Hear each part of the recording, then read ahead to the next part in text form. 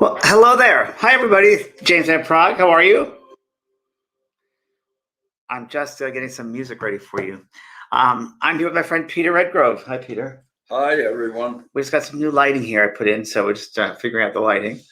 And Peter's joining me from Portland, Oregon. He's a good friend of mine, and Peter was really the number one person that really helped me to really push me to write Talking to Heaven, my first book. So we would not be here today without Peter. So thank you, Peter. So welcome. He knew when we met each other years and years ago, 20-something years ago. Gosh, yeah, 1992. 92. And it was a demonstration I was doing, and I did a read for a friend in the audience, and then he scheduled an appointment with me. And it was probably one of the best contracts I've ever done in my 40 years of working.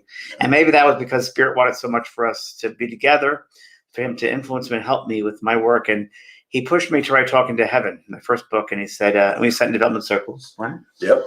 And, we connected almost immediately. And that reading was incredible. Absolutely incredible. We were telling somebody else about it yesterday, about the details that came through. The details were unbelievable. The type of picture frame. You didn't know anything about me. Through your contact with my friend who had passed 2 years previously, he described room by room by room, and even the detail of my friend's favorite photograph of himself. It was in not an ordinary frame. It was a very elaborate Art Nouveau frame that was described in detail. And even his name. Yeah, very strange name. When I first came to your door, the first thing you said to me is, "Thank God you're here. Your friend's been here for hours." And very pushy, which of course he was, he's Leo. And, his name was, after we did the blessing and asked for a blessing on the reading, he said he's telling me his name. What I'm getting is Norris. And then you stopped and laughed. You said, he's really funny. He's correcting me. It's Nori. And Nori, of course, was the name everyone knew him by. Wow. But the details of the reading, even the house, because I asked you, what kind of a place are you in now? The description of where he was living, because we don't let go of our physicality immediately after passing. I remember it's right there. Yeah, the house he described was perfect. I think I remember right now, he described the actual carpet, the design on the Oriental rug. Yes. That was in Yes. Yeah. It was phenomenal. It was an astonishing reading. I mean, I've always been a believer in, the supernatural and life after life. But that, if I had any doubt at all, this reading assuaged any doubt I have. Yeah. But most importantly, what was confirmed in my mind was that I had to work with James. I could see his future and his purpose, and my purpose was understanding and identifying his purpose. Yeah. And that's what I pushed him so hard on. And I did. You did. For a year. I didn't want to write a book. And you said, you have to write a book. I said, I don't want to write a book at all. And you said, you have to write a book. I don't want to write. You have to write a book. You got to get the word out to millions of people. And it goes along with what Brian Hurst, my original teacher, medium that recognized my abilities. And he said, you're going to help change the consciousness of the planet. And I said, oh God, I just want to be a sitcom writer. I don't want to change the consciousness of the planet. But it really was, obviously, it's my journey. And you were an important part of that. Pushed me to write the book. We sat in development circles a long time. Peter was always there. I got to tell you, right-hand person. And it's been great. So now he's pushing me. Now I'm pushing him. So it's come full circle. Yeah. And Peter's been so incredible besides counsel, in his insights. Now, we're not going to say he's a psychic per se, because he's call himself that, but he's very wonderful Piscean, very good insights of things, business-wise, philosophy-wise, and also personal-wise. And it's because of Peter, not only the book, but in my lifetime where I've been in situations where I felt I couldn't continue on, or I was just stuck in a certain emotional experience. He would look at it in a very objective way and say, you've got to do this and this, you'll get out of that. It's just that condition you're going through right now, which is very true. And Spirit will often talk about conditions that we go through, conditions that we go through. And I said, Peter, you need to do something professionally. On a professional level, you help people with getting unstuck or get moving on from certain conditions that they have, because you're very good with me and you helped me find my life and my career, and you could do that with other people.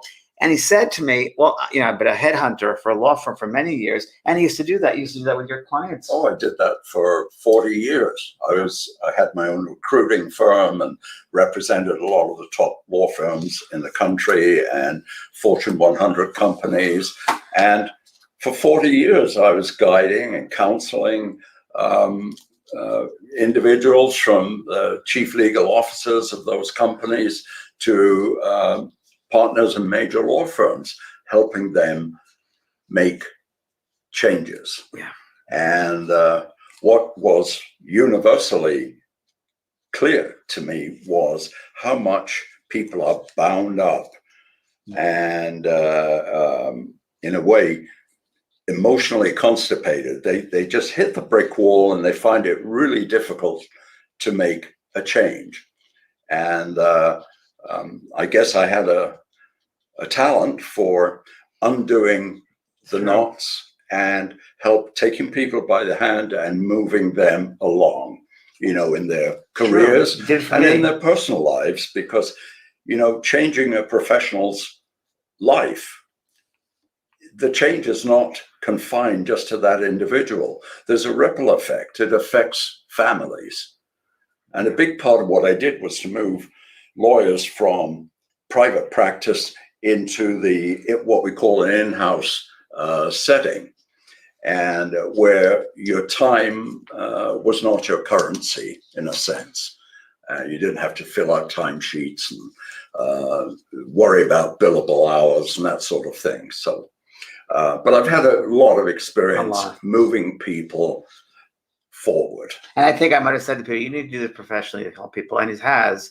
And he's come up with an incredible website and working with people. Yeah. Scott Hoff is here, by the way. Just last hi, Scott. One of his clients. Good to see you. Yes. That you're here.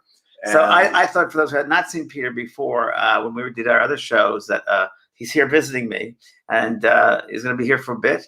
And I thought I'd share him with you. So, thank you, James. I appreciate that. And, I'd like to connect with individuals who could use some professional nudging. I do it firmly but gently. And when you say people get stuck, what are the number one ways, or 2 or 3 ways people get the most stuck that you found so far? Well, in life. In life, yeah. Well, it's very hard to rank them number 1, 2, 3. I mean, it can be the loss of a job. It can be the loss of a spouse. It can be 101 different reasons why people can't move on. It's because they, first of all, perhaps don't acknowledge that it's necessary to move on. Because I come from the school of, if you're not moving, you're stuck. You're stuck. And you're not really living. And life is about movement. Yeah, it is about movement. And, life is to be lived to its fullest. That's true. And if you're afraid to put a few steps ahead of yourself, you're not really understanding what your full potential is and your purpose. And I think maybe, I would rank number 1. I'll take what I said back. Probably a lack of understanding their purpose in life. Because a lot of people get stuck in saying, I don't know what to do with my life. What am I supposed to do now? I don't know what my future holds. What should I do? Like a lot of people here. Like, for instance, is a question someone might have for Peter. What would be a question you'd like to ask him about being stuck? Anybody now? Just a life coach before they were life coaches. Yes, very much so, Jennifer Ward. He was a life coach before. That's exactly right. And I say a soul coach is really what he is. He's a soul coach, like one of my soul coaches in my courses. Well, I help to take people back and identify the cause of, being stuck. And it can manifest itself in so many different ways, getting stuck. And people, as a species, we're really good at rationalizing bad habits. There you go, Tess. Listen what he's saying. How do you get stuck? Yeah. How do you move on from stuck? Depends on how you stuck. 101 ways. 101 ways. That's right. Yeah. So, but I love working with clients and watching them blossom. And well, you bring out people's gifts. Yeah, I mean, you bring out people's soul abilities or gifts or their I don't know, gifts that they have. I guess. Yes. Well, I mean, we'd meet people and say, this person is this way, and if they only would know, I say, how do you know that, Peter? He goes, I can see it, I feel it, and if they would only do A, B, and C, they'd move on and be, wow, it's incredible, Peter. And he's done it with other clients, and lives have changed. He's changed not only my life, but many people's lives. And I said, I want you to reach more people yourself. Here you go. Now this is from Bridget. How do you push through being stuck when you're going through issues with your family? Well, how much time do you have? That's a very complicated situation, and we need to step back. And what I found is you got to take a number of steps backwards before you can go forward. Otherwise, you're not walking on terra firma.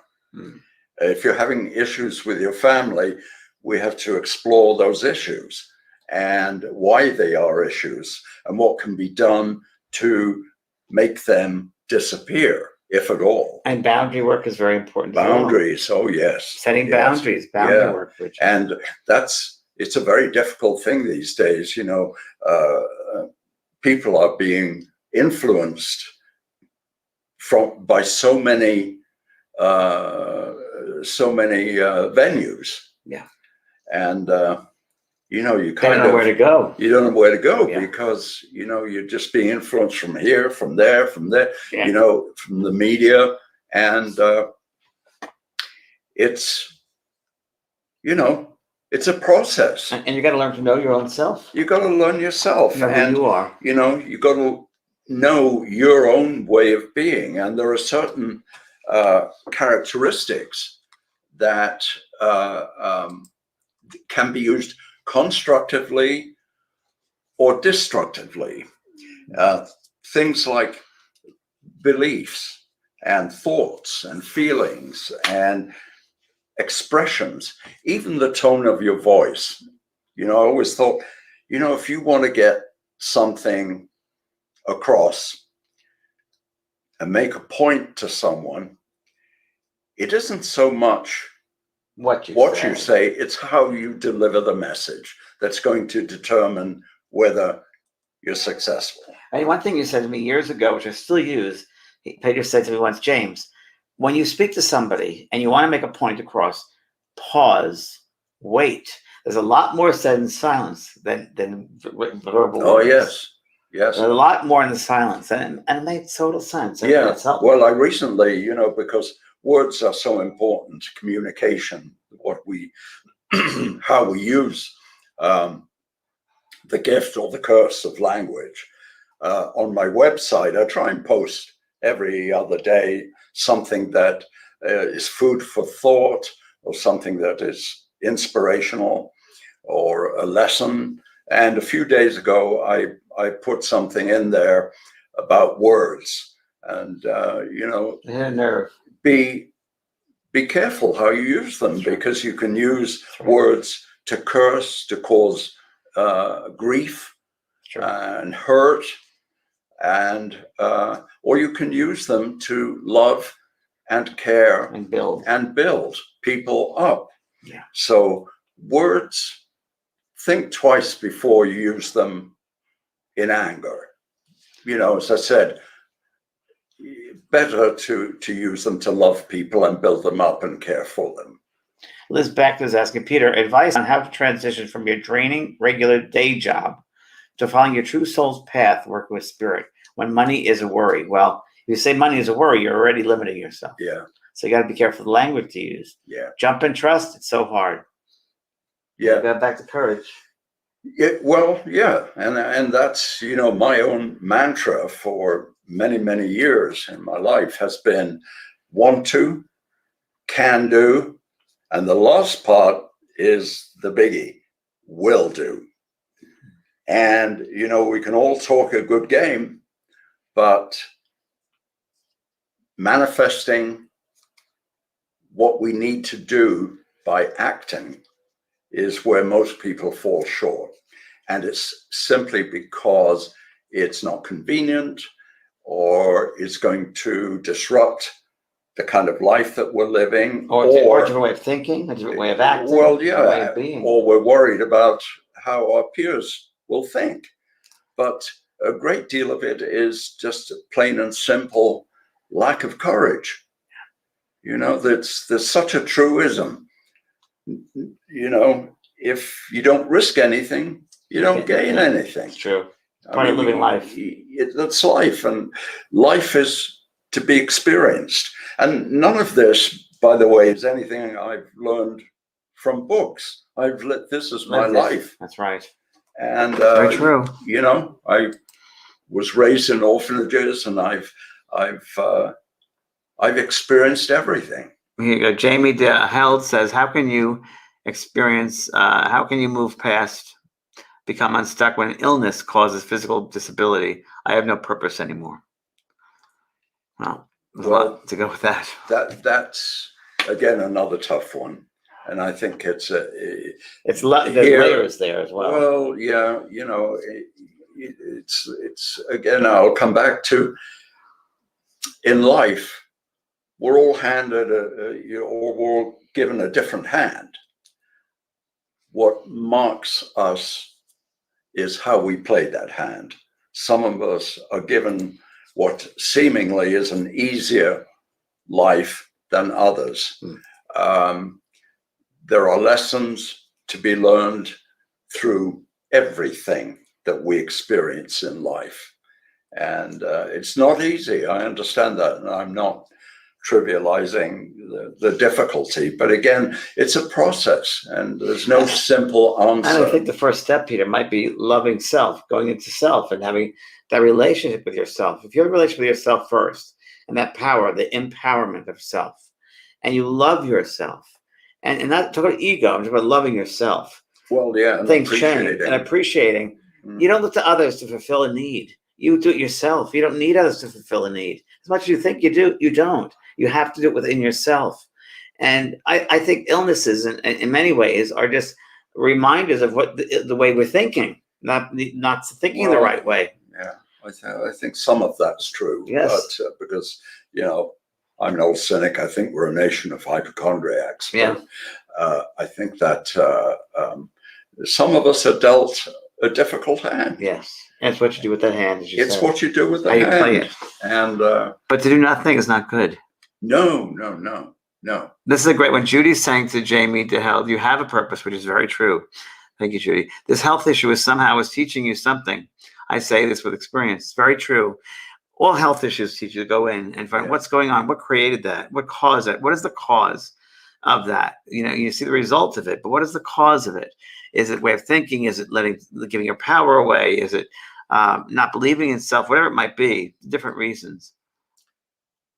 Well, I think some of it is obviously genetics, and one has to be brave and look beyond what you are currently experiencing and suffering, and look and wanting to be out of it, getting out of it. Well, getting out of it, getting out of the hole we put ourselves in. That's again another biggie. We talk about the interesting time we're living in right now, because I just look around this world right now and see people shooting people up with guns. It's like, what is going on? It's like the wild, wild west. It's like, I don't want that, and I don't want to live that. So I'm not going to do that, and I'm going to think differently. I'm going to start think differently with myself. I think we want to change the macrocosm. We first have to change the microcosm. Yes, and the again, so violence has become entertainment, and it's not a good thing for us long term culturally. True. And it'll destroy the civilization. Yeah, it is. It is. And I think we have to think about attitudes, behaviors, actions, and the effects all of those characteristics have on not only ourselves but other people. And you know, the use of guns is an epidemic. I think is a terrible thing. You know, the lack of reverence for life is horrible. It's true. I hate to see it. So, here, Rana Wen says, is it true that more negative thinking people can suffer more illnesses? Yes. 100%. 100%. You're giving that energy, illness, dis-ease, means not being at ease, not being in balance, not the right way of thinking. Yeah. And you're giving your power away. Yeah. That's what you're doing. Yeah. Yeah. Negative thinking does no good whatsoever. Yeah. I don't think it's selfish, Teresa. What is it, selfish? I don't know if it's selfish or self-love. I don't think it's selfish. I think it's loving yourself. And I think you have to love yourself more than anybody else could. I'm not talking about ego. I'm talking about loving who you are. And then you'll find that no one in your life can fulfill you more than yourself. No one can love you more than you can love yourself. And people in your life got to build you up, not tear you down. And that's the basic thing. You have to have people that support you. And you have to, number one, how can they support you if you don't know how to support yourself? You have to be able to support yourself, love yourself enough that really others will learn from that. And I did that. I did that when I was there, and you know, with my mediumship. And people thought I was crazy and nuts and doing the whole thing. I said, well, that's fine, but that's not who I am. Even skeptics would talk about me and say I did cold readings and things like that. Oh, yeah. Hey, remember that? You went through that with me. I remember Shermer. Michael Shermer. That was awful. Who said to me, you know, James has access to every computer. That's right. I said that on Oprah's show. I said, well, if I had access to every computer, then I bet the CIA. That was I said that's ridiculous. Just ridiculous. Patently absurd. So and people can think what they want to of you. It doesn't matter. People think of you as none of your business. You have to live that way. But people think of you as none of your business. Right. You just got to do the right thing. You got to love yourself more than anybody else could. And let me tell you, when you put that energy out there of love, the vibration and frequency of love, we're all magnets, and like attracts like. And you will attract into your sphere that same vibration of love. Yeah. I say that as I live here. Peter's in my life here, a best friend. I mean, things have happened in my life, which, you know, it's incredible because I've done what's right for me. And in turn, has helped millions of people because I've listened to that inner voice within, that power within. I let no one else get in my way. If they didn't like what I was doing, I said, fine, that's for your right, your prerogative. This is what I do. I don't hurt people, help people, love people. And nobody's the same. You can't fit into anybody else's mold. It's like I often say here in the show, we're all like snowflakes. Every one of us is unique. But together, we come together and make a beautiful scene, winter scene, right? So it's the same thing here with energy, with people. We have new comments here. Here you go, Joanne Wilson. We all have the same value, and we realize it when you will love yourself. So value yourself. Very true. Yeah. Love is love is love. We love to be loved, but you first got to love yourself more than anybody else could. So well, we're all given, I think, a set of unique values and valuables when we come into this incarnation. And we're given everything we need to successfully navigate our life. It just, you know. True. So true. If you're continually looking inside, you can't see the wood for the trees. Yeah. Got to look out.